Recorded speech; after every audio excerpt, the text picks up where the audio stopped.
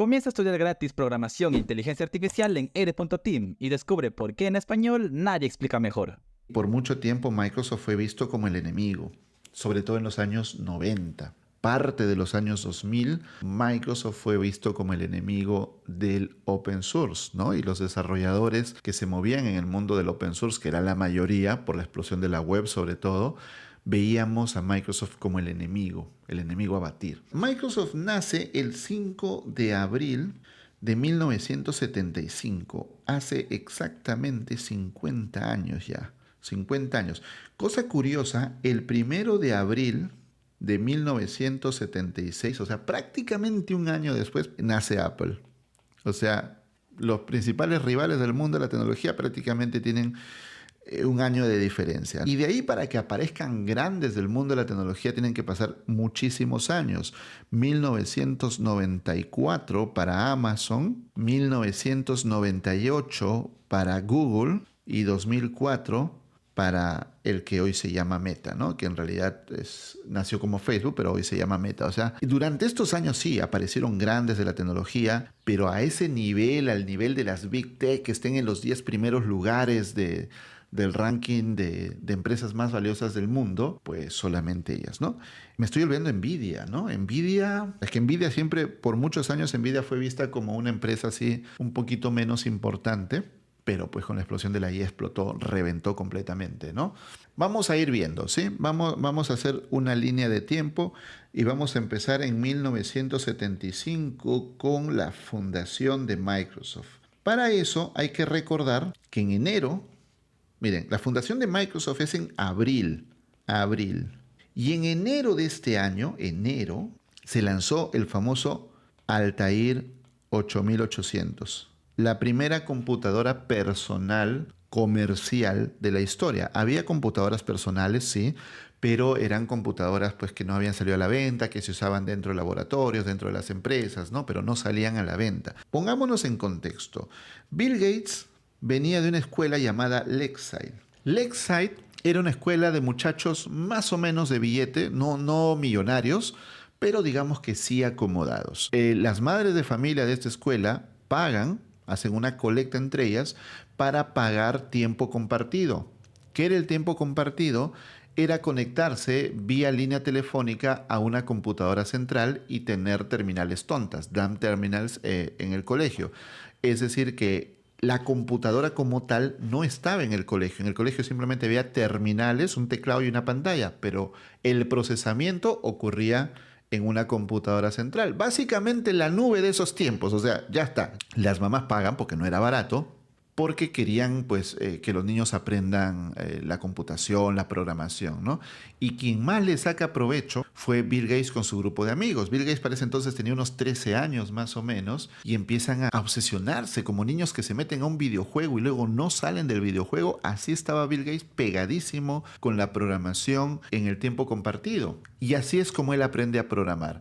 Aprendió tanto a programar que fundó una empresa llamada Trade of Data, que era una empresa una empresa pequeña de amiguitos del colegio, que se encargaba de hacer aplicaciones, de hacer software para el tráfico, ¿no? Para medir, por ejemplo, cuántos autos pasan por una carretera y tal, y vendérselo a otras instituciones. En ese tiempo el tema del software no era comercial, no era un negocio como tal el software. El negocio estaba en el hardware. Se le pagaba a los programadores su trabajo, o sea, contrataban programadores, les pagaban por su trabajo y ya está, como un trabajo, pero no se lo veía como un negocio.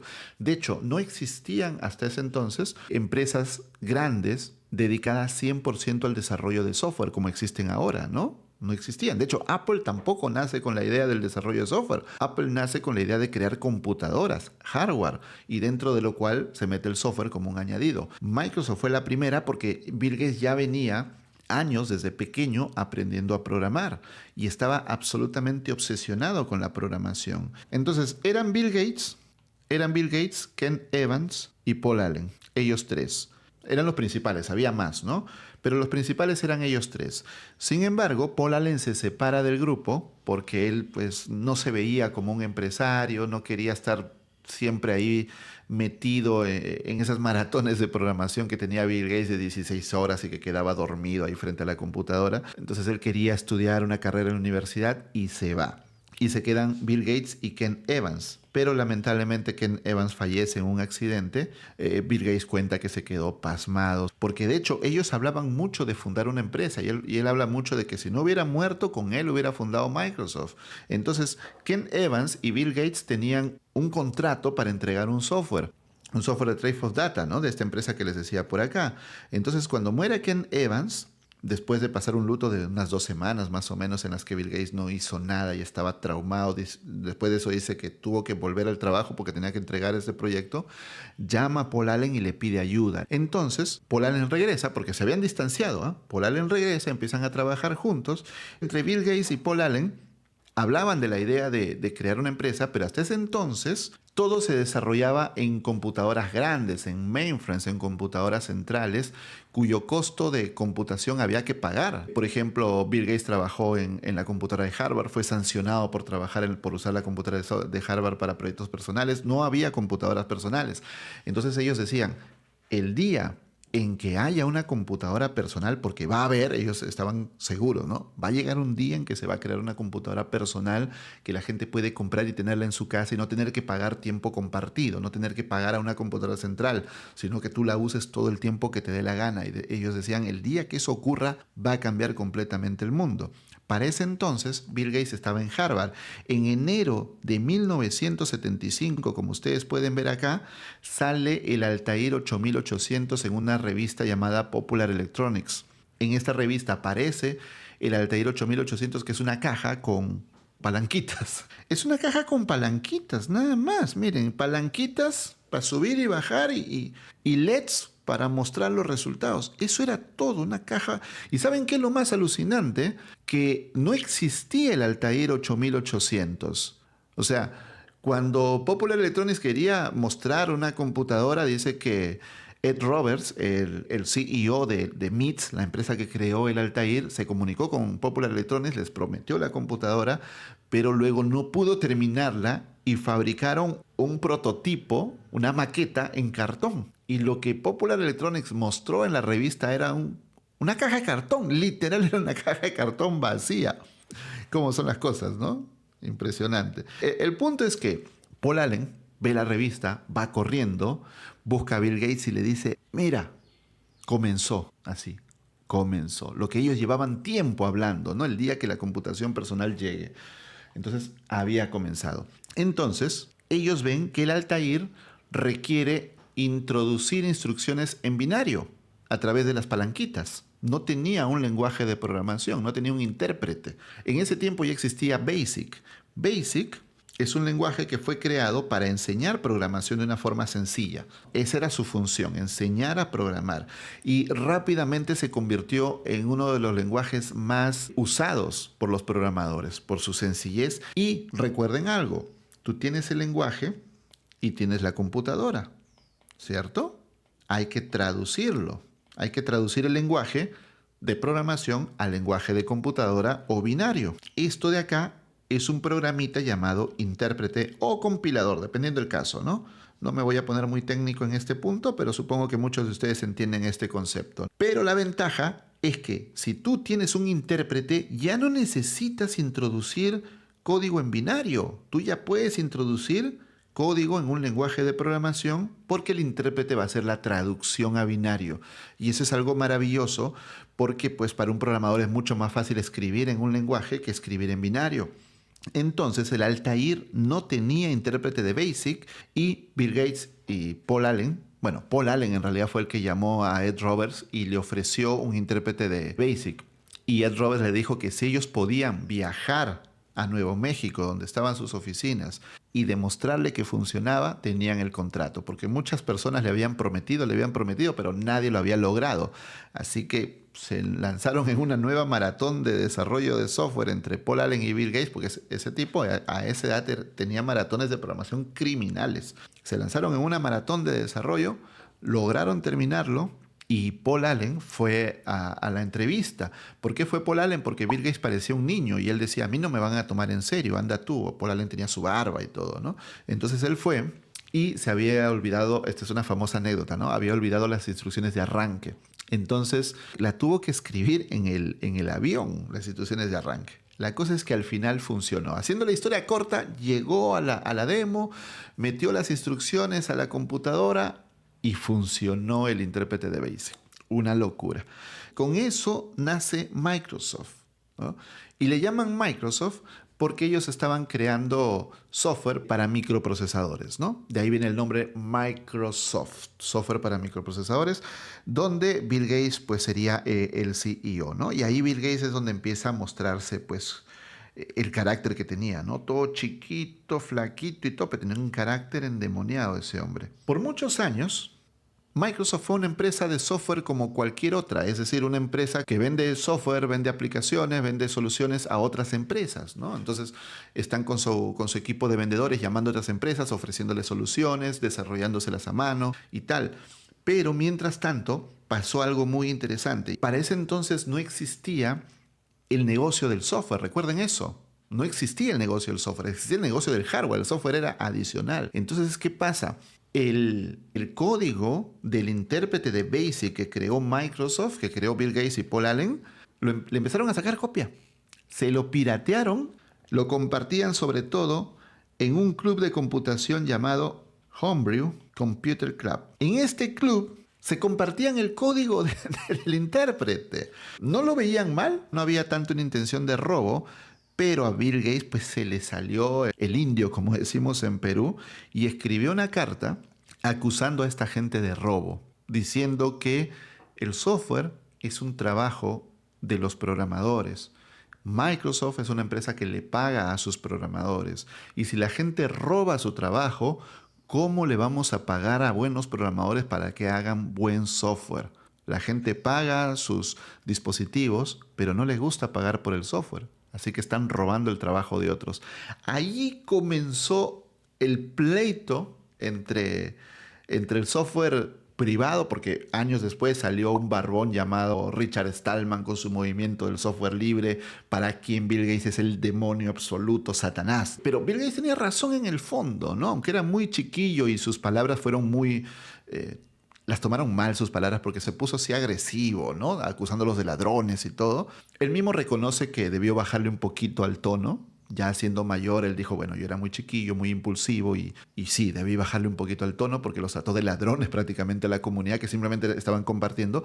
Pero ahí comenzó un gran debate, ¿no? Porque él dijo, la gente que esté dispuesta a pagar por BASIC, pues que nos avisen, ¿no? Que nos avisen porque nos gustaría trabajar con ellos. Y otro miembro famoso del Homebrew Computer Club fue Steve Wozniak. En esos tiempos, Steve Wozniak presenta su computadora. Él crea una computadora personal, así soldando piezas en una placa, metiéndola en una cajita de madera. Le llamaron Apple I a esa primera computadora y se la mostró a su amigo Steve Jobs. Entonces, Steve Wozniak crea esta computadora y como en el Homebrew Computer Club, donde se robaban el intérprete de BASIC, en palabras de Bill Gates, pero no se lo robaban del todo, había una cultura de compartir. Por eso el mismo Wozniak le dijo a Steve Jobs que él iba a regalar los planos de la Apple One. No se llamaba Apple One en ese entonces, era la computadora de Woz.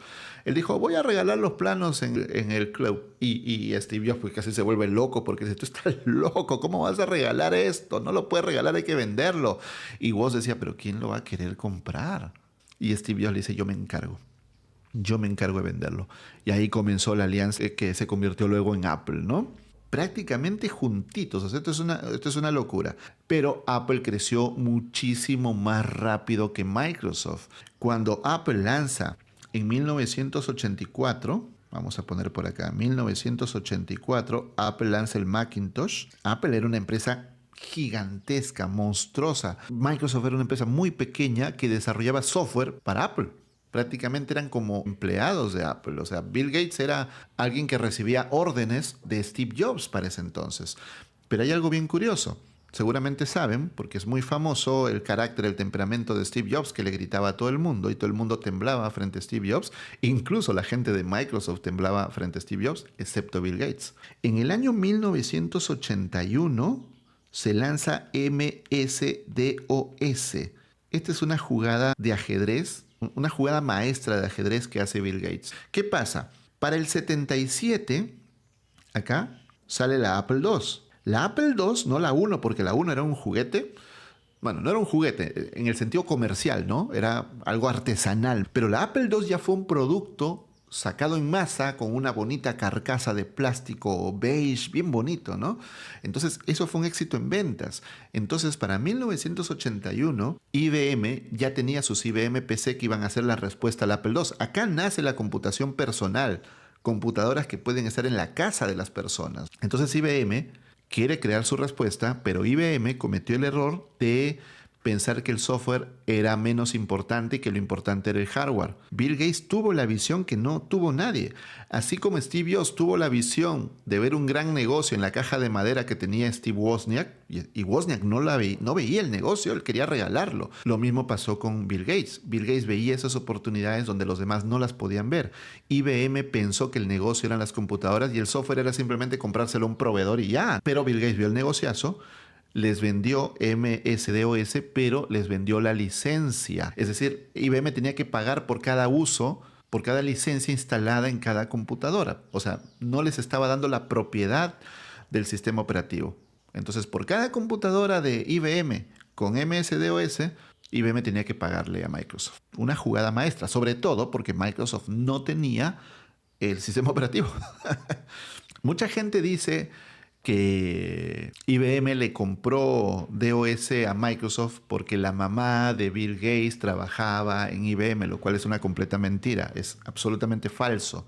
La mamá de Bill Gates conocía gente que estaba dentro de IBM, eso sí es verdad, pero creer que porque tu mamá conoce a tal, una empresa tan grande te va a dar un contrato para un proyecto que va a cambiar la historia. La cosa es que Bill Gates logra venderles esa idea de, pues, yo les voy a vender las licencias nada más. El software va a seguir siendo mío, ustedes me van a pagar por el uso y listo. IBM acepta, luego Bill Gates busca el sistema operativo porque no existía. Para ese tiempo existía algo llamado CP/M. En esos tiempos era el sistema operativo líder, ¿no? Basado en terminal, obviamente. No había interfaces gráficas todavía, ¿no?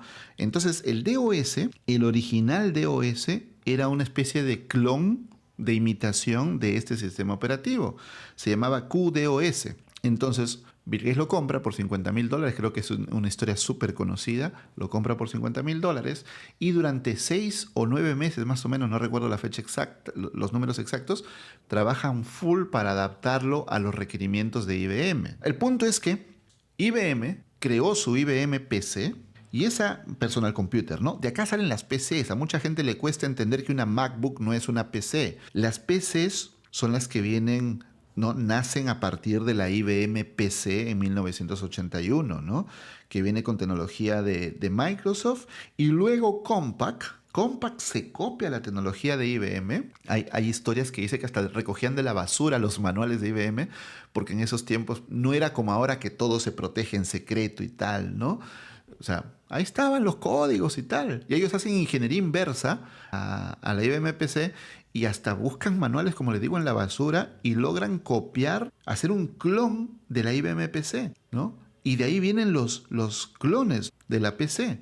En los años 80 explotan los clones de la PC. Y obviamente, si eran compatibles con la PC de IBM, también usaban el DOS de Microsoft. Pero hasta ese entonces era pues texto. Los sistemas operativos eran texto. No había interfaces gráficas.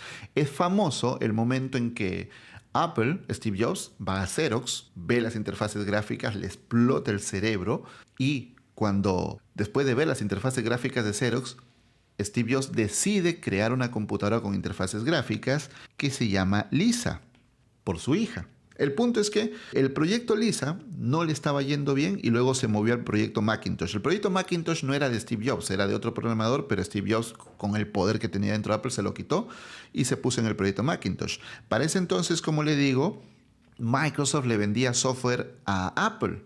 Entonces, ¿no? Hojas de cálculo, por ejemplo, que eran el tipo de software más común en la época.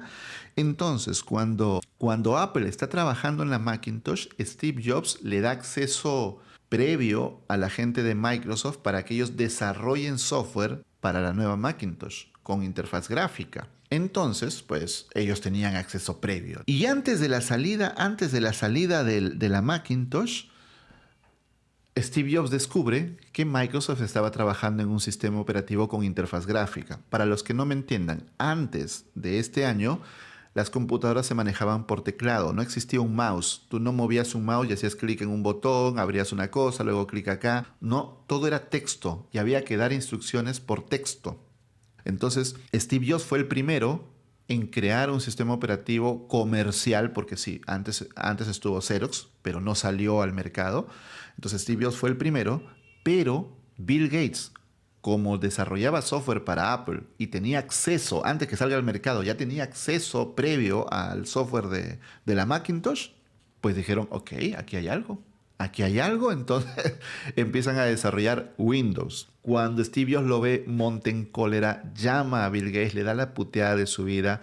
Bill Gates ni se inmuta, no le tiembla ni un solo pelo a Bill Gates, porque todo el mundo le temblaba a Steve Jobs, menos Bill Gates.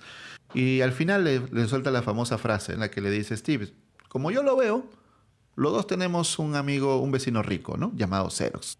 Tú te metiste a sacar el televisor por la ventana y yo llegué después. Entonces no me acuses de robo, le dice. Y luego Steve Jobs ve el Windows y le dice, además, lo nuestro es un prototipo, le dice, y se lo muestra.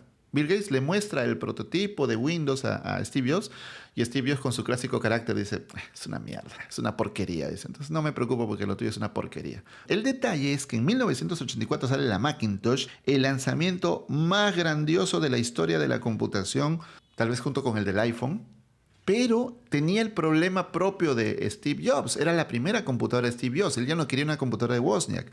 Quería su propia computadora dirigida por él. Entonces, la computadora requería demasiado poder para las cosas que hacía. Por lo tanto, era un poco lenta, no tenía suficiente memoria. O sea, era grandiosa, pero el hardware no estaba a la altura de las cosas increíbles que hacía. Y era cara. Entonces se vendió poco. Y Steve Jobs... el carácter de Steve Jobs hacía que los proyectos de Lisa y los proyectos de la Macintosh peleen entre ellos, o sea, riñas internas en la compañía. Al final, el consejo directivo de Apple decide despedir a Steve Jobs. En 1985 es el despido de Steve Jobs. ¿Y qué tiene que ver si estamos hablando de Microsoft? Pues que al irse Jobs, pues ya no hay rival. Ya no hay rival para Microsoft, ¿no? O sea, el duopolio, por decirlo así, no sé qué palabra usar, el duopolio Microsoft-Intel reventó. En estos años explotan los clónicos y en 1991 Intel lanza su famosa campaña Intel Inside. Si tienen los suficientes años, habrán visto computadoras con una calcomanía que decía Intel Inside. Tú comprabas una computadora y ahí estaba, ¿no? Intel Inside, las famosas Pentium y tal. Entonces, se volvió prácticamente un sinónimo de calidad que sea Intel. Exacto, como dice ahí Patrick, el combo Wintel, ¿no? Acá empieza Wintel, que no es una palabra oficial, nunca hubo una alianza oficial como tal entre Microsoft con Windows e Intel, pero es el término que se usaba en esos tiempos para referirse a ese dominio absoluto del mercado. O sea, no había rival para Windows Intel. Un nuevo curso llegó a EDTeam. Se trata del curso Terraform desde cero, en donde el profesor Mauricio Ballesteros te enseñará a configurar, desplegar y gestionar infraestructuras en la nube con Terraform, la herramienta líder en infraestructura como código. Todas las clases ya están disponibles. Comienza a estudiarlo gratis en ed.team/cursos/Terraform y comprueba por qué en español nadie explica mejor que EDTeam.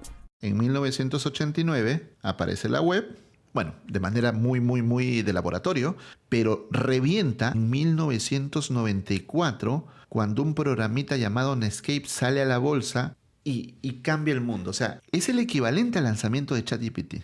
Fue un cambio brutal de generación. Netscape fue el primer navegador, no el primer comercial, pero sí el primero masivo, digámoslo, ¿no? Porque antes de Netscape había un software llamado Mosaic. Mosaic fue el papá de Netscape, pero Mosaic tenía un problemita. Mosaic fue desarrollado dentro de una universidad, así que la universidad tenía parte de los derechos del código de Mosaic. Y los programadores de Mosaic querían un software suyo. Entonces se alían con un inversionista llamado Mark Andreessen. Mark Andreessen mete un billete y dice, vámonos de acá a crear un nuevo software llamado Netscape. Y Netscape fue una locura. Bill Gates le entró el pánico porque dijo, nos jodimos, porque hasta ese entonces la computación era centralizada, ¿cierto? O sea, en tu computadora. Lo que pasaba, pasaba en tu computadora. La computación descentralizada que conocemos ahora, la nube y tal, comienza en estos tiempos, en 1994, donde ya la computación es remota, es decir, tú te conectas a servicios que están afuera, en otro lugar. Entonces, Bill Gates, en sus famosos retiros para pensar, dice, ok, creo que nos jodimos, creo que se nos fue el tren, así que tenemos que responder a esto. Tenemos que responder con todo. Y en 1995 sale Internet Explorer. La cosa es que en el 95 nace Internet Explorer. Su desarrollo tomó unos 4 meses. ¿Cómo desarrollas un browser en 4 meses? ¿Cómo? Pues porque ellos compraron el código de Mosaic. Ahí está, los negocios son así. Es lo que poco se dice. Se habla mucho de que compró el DOS a Tim Patterson, ¿no? Pero también fueron y compraron el código de Mosaic, rapidito lo adaptaron y sacaron Internet Explorer y luego metieron todo el billete que tenían para destronar a Netscape. Amenazaron a las empresas que vendían computadoras diciéndoles, oigan, si ustedes no preinstalan Internet Explorer en las computadoras que venden, nosotros les quitamos la licencia de Windows. Y a ver cómo vas a vender sin Windows. Por ese entonces, por acá más o menos 1992, un man de Finlandia llamado Linus Torvalds crea algo llamado Linux. Lo libera con la licencia GPL, porque él dice, pues yo solo no va a poder, así que lo va a liberar y a ver que la gente apoye. La gente empieza a apoyar, a añadirle cosas y se junta con un proyecto llamado GNU. El proyecto de Stallman GNU, que eran un montón de utilities, se juntan con Linux y empiezan a salir distribuciones. Entonces, esto de acá es free software, software libre. Esto de acá es open source, no es lo mismo. El free software está muerto, no existe ya murió. De hecho, no sé si han visto que Ubuntu, que es una de las distribuciones Linux más importantes del mundo, Ubuntu ya se deshizo de toda la carga de GNU. Dijo, ¿saben qué? GNU se me va. O sea, los que salen con el cuento de GNU Linux ya ni pueden decir nada porque Ubuntu ya se deshizo de GNU. Linux no necesita a GNU para existir, mientras que GNU sí necesita a Linux para existir. ¿Se dan cuenta la diferencia? La cosa es que Internet Explorer termina destruyendo a Netscape, destruyéndolo pero con artimañas muy cochinas. Así que en 1998 Netscape muere.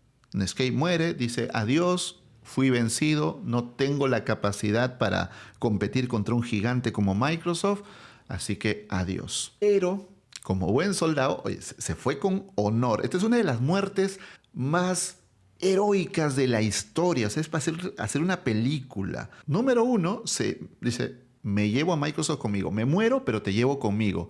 Metió un juicio a Microsoft, un juicio de 2 años por monopolio, y en el año 2000 se bajaron a Bill Gates. Bill Gates renuncia como CEO después del juicio. Fue un juicio tan grande. En el juicio perdió Microsoft. Microsoft perdió y fue obligado a separarse en 2 empresas. Una empresa para el sistema operativo y otra empresa para el software.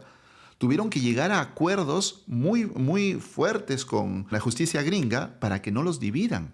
Entre los acuerdos iban a abrir su API para todos los desarrolladores, ya no iban a obligarle a ninguna empresa a preinstalar Internet Explorer. Pero no solamente eso, sino que Netscape crea este concepto. Crea el concepto del open source. La Open Source Foundation, creo que se llama, se crea a partir del código de Netscape. Netscape dice, me muero, me llevo a Bill Gates y libero mi código para que alguien en el futuro tome la posta. ¿Cierto? ¿Y quién fue? ¿Quién tomó la posta con ese código? Mozilla. Y luego sale Firefox, ¿no? Pero el open source nace acá. Y bueno, y acá entra Ballmer, ¿no? Entra Steve Ballmer. Es muy bueno en los negocios, pero como CEO fue muy malo. Pero aquí hay algo interesante, miren. En este año contratan, esto es muy importante, contratan a Anders Hellberg. Espero escribirlo bien porque es un nombre raro. ¿Quién es Anders Hellberg? El genio detrás de Turbo Pascal. ¿Por qué lo contratan? Lo contratan por una millonada. ¿Por qué? En el año 95 aparece Java y Java fue una explosión total, tanto que sí que JavaScript se copió el nombre para ganar un poquito de fama. Entonces Microsoft intenta sacar la respuesta a Java llamada J++, no le funcionó porque Sun Microsystems le metió una demanda, pero el mismo Anders Hellberg en el 2000 crea por fin C# y .NET Framework. En el 2000, el mismo año que el tío Bill se va. Obviamente Bill siguió en las operaciones de la empresa, pero ya no como CEO, sino como presidente del directorio y tal. Pero ahí se crea .NET Framework y C#.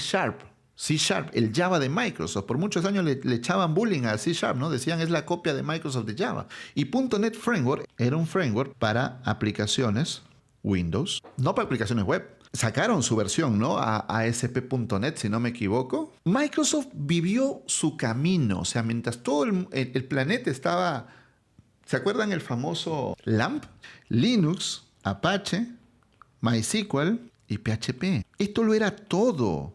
Aprendías PHP, un poquito de MySQL. Te aprendías lo básico de Apache, que era levantar un server, que era lo más fácil del planeta. Y todos los servers... Todos los hosting que había, pues ya lo tenían por default y subías tu index.php. Pero Microsoft vivía su otro camino. Es más, Internet Explorer no respetaba estándares. Internet Explorer era como, ustedes hacen las cosas como yo las digo. Que el estándar de la ECMAScript dice tal cosa, me vale Gaber. Que el estándar de la W3C para HTML y CSS dice tal cosa, me vale Gaber a mí. O sea, para mí los estándares no existen y los desarrolladores web tienen que desarrollar como a mí me da la gana porque yo soy dueño de Internet Explorer y sus páginas web van a correr en Internet Explorer. Así que ustedes tienen que hacerme caso a mí, no a los estándares. Literal, esa era la postura de Microsoft. Entonces llega Steve Ballmer y empieza la etapa oscura. De 2000 a 2014 es la edad media de Microsoft. 14 años de edad oscura. De hecho, Steve Ballmer casi que arranca su temporada como CEO porque en 2001 dijo una famosísima frase que seguramente muchos de ustedes deben recordar y dijo, Linux es un cáncer. ¿Por qué? Porque aunque Linux no lo usaban las personas comunes y corrientes, es decir, pues no te comprabas una laptop con Linux, pero en servidores estaba ganando cada vez más fuerza. Recuerden lo que acabo de decir. ¿Dónde está por acá? El LAMP, ¿no? El LAMP. La L de LAMP es Linux. Entonces eso le chocaba a la estrategia de Microsoft, pues. Y Steve Ballmer dijo que Linux es un cáncer. En 2007, Ballmer se burla del iPhone diciendo que quién va a comprar un teléfono de $500 y sin teclado, ¿no? En 2009 hicieron cositas, ¿no? 2005, si no me falla la memoria, es Windows Vista, que fue ese Windows Vista realmente. Creo que la cosa más horrible que ha lanzado Microsoft en su vida. En 2009 se lanza Bing. Y el jefe de Bing fue alguien que seguramente conozcan. Un man llamado Satya Nadella. El que para mí, opinión mía, personal, para mí es el mejor CEO del mundo de la tecnología actualmente. El mejor. Él fue el encargado de Bing. De hecho, el mismo Satya Nadella cuenta en su libro, hay un libro que él escribió que se llama Hit Refresh, en español oprime refrescar, y en ese libro él cuenta la presión que sintió cuando Ballmer le dijo, te vas a encargar de Bing. Tú te encargas de Bing y él estaba como, puta man. Porque Bing es la respuesta a Google. 10 años después de Google. Google salió en el 98. Acá está Google. Le tardó más de 10 años a Microsoft sacar una respuesta a Google, de locos. Entonces, en 2014, Satya Nadella se vuelve CEO de Microsoft. Ballmer se va, compra su equipo de básquet y tenemos nuevo CEO de Microsoft. El CEO que ahorita ha convertido a Microsoft en una empresa completamente nueva. Y yo diría que hay dos etapas en la historia de Microsoft con Satya Nadella. Vamos a dividirlo en dos. La etapa del open source y la etapa de la IA. Satya Nadella llegó con las ideas muy claras. Muy claras. Satya Nadella dijo open source. Ya el Linux no es el cáncer. De hecho, en 2016, si no me equivoco, fue la famosa presentación en la que sale Satya Nadella con una diapositiva detrás que dice que Microsoft ama a Linux. ¿Por qué este movimiento tan grande? Porque Satya Nadella no venía con una ideología preformada como Ballmer de que Linux es un cáncer y tal. Satya Nadella, como buen empresario, decía hay que entender el mercado, hacia dónde se está moviendo el mercado y movernos con el mercado. Hacia 2006 había salido Amazon Web Services y ya estamos en un tiempo de computación distribuida en la nube. Ya existía Azure Y la mayoría de servidores estaban con Linux. Entonces, Satya Nadella tenía que... No podías ser ciego, ¿no? No podías ser un negado de decir, no, pues Linux es un cáncer. No.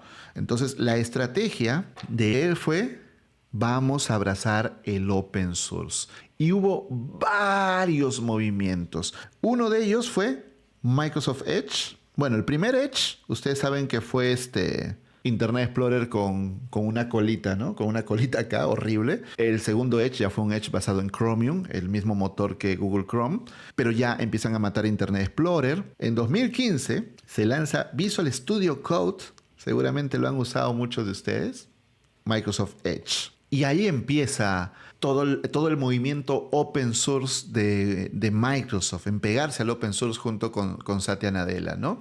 En el año 2016...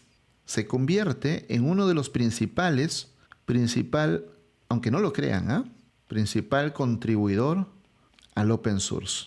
Y ahí el ranking lo andan peleando año tras año entre Google y Microsoft, que son los que más aportan al open source. Sí, de locos. Compañías gigantescas con mucho dinero, pero son los que más aportan al open source. Fíjate que open source, nadie dice software libre. Entonces, el año siguiente, también 2016, hace algo impensable hasta ese momento. SQL Server para Linux.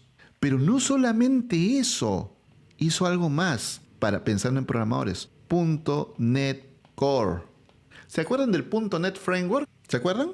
Por acá. ¿Se acuerdan?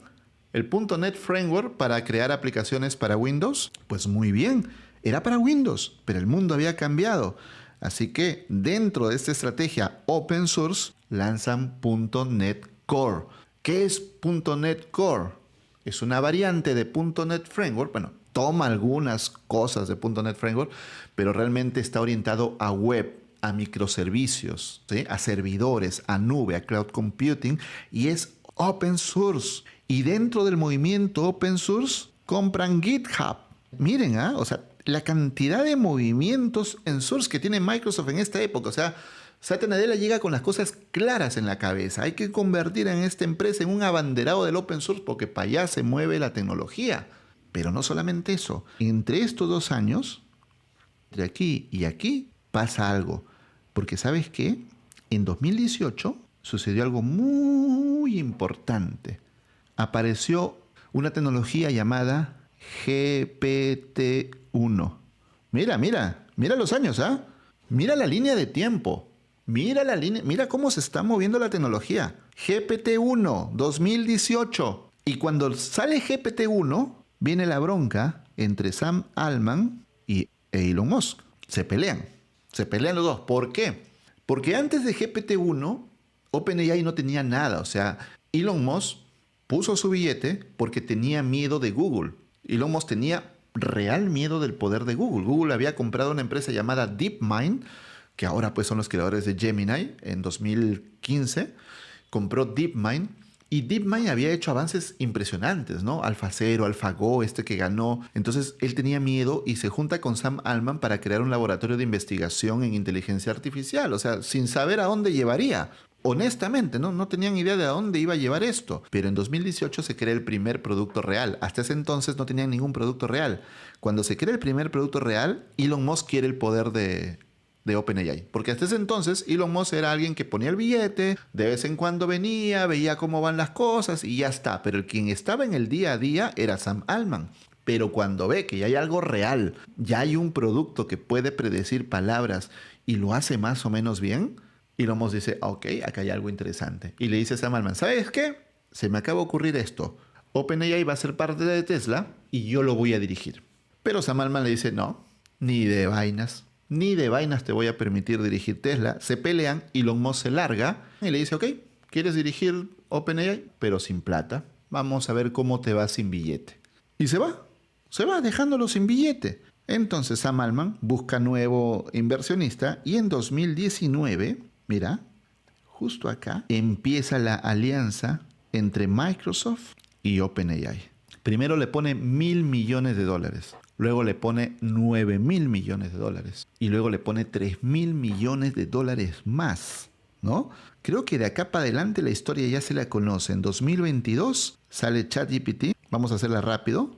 2022 sale ChatGPT, 2023 Copilot, pero para 2024 sucede algo bien curioso. ¿Saben qué sucedió en 2024? Se crea Microsoft AI. Hay un documento que todas las empresas públicas tienen que presentar al gobierno, donde presentan sus estados fiscales, ¿no? Para los inversionistas y tal. Y entre ellos pues ponen quiénes son sus competidores, ¿no? Y en este documento pone que OpenAI es uno de sus competidores. Porque Satya Nadella es muy inteligente. No significa que esté peleado con OpenAI. Significa que Satya Nadella era muy consciente que no podía depender el futuro de la compañía, el futuro de Microsoft a OpenAI. No puede. Es darle demasiado poder a OpenAI. Por eso él funda a Microsoft AI, trae a Inflection AI, que era una empresa de inteligencia artificial, la absorbe prácticamente, trae a Mustafa Suleyman, que es el cofundador de DeepMind, o sea, uno de los pesos pesados a nivel mundial de inteligencia artificial, se lo trae y crean Microsoft AI. Y el CEO de Microsoft AI, Mustafa Suleyman, prácticamente es jefe de los programadores en OpenAI. Él iba y les gritaba. Pero Satya Nadella es muy consciente de eso. No puede depender de una sola empresa. Por eso está aliándose con todas las empresas de inteligencia artificial que puede y meten todos los modelos en Azure. Por ejemplo, ya salió Llama 4. Llama 4 ya está en Azure. O sea, rapidísimo, ¿no? Y 2025, pues, los 50 años, ¿no? Miren que ahorita Microsoft es la empresa número 1 del mundo, por encima de Apple. Bueno, todas han perdido un dineral, todas por las locuras de Donald Trump, pero Microsoft es el papi, número 1 a nivel mundial. ¿Qué les parece? 50 años de historia, miren.